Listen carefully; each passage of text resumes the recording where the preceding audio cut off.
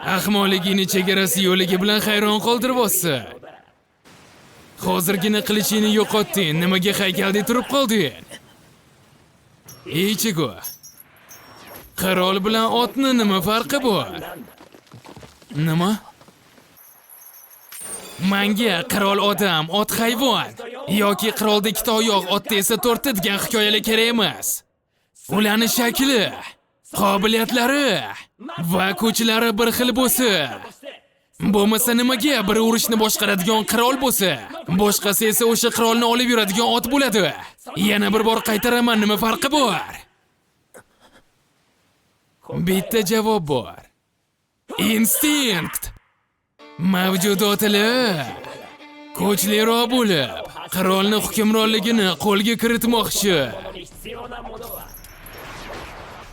Ular jangga istashi kerak, kuchni istashi kerak. Ular jang umidida yashashadi. Dushmanlarni parchalab tashlash, pachoqlab tashlash xohishida yashashadi. Chuqurda, tanamizning har bir qismida mavjud bo'lgan qotillik instinkti bor. Lekin sen unga ega emassan. Bu instinkting yo'q. Aqlli ishlatib kurashyapsan va uni yordamida dushman ustidan g'alaba qozonmoqchisan.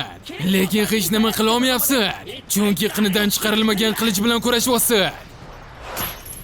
Shu uchun mendan ancha kuchsizroqsan, Ichigo.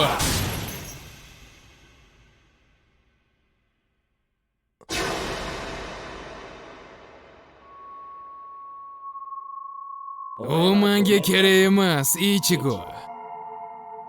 Zangetsu haqida hech nima bilmayman. Biroq mendan kuchsiz qirolga bo'ysunmoqchi va u uchun jonimni qurbon qilmoqchi emasman.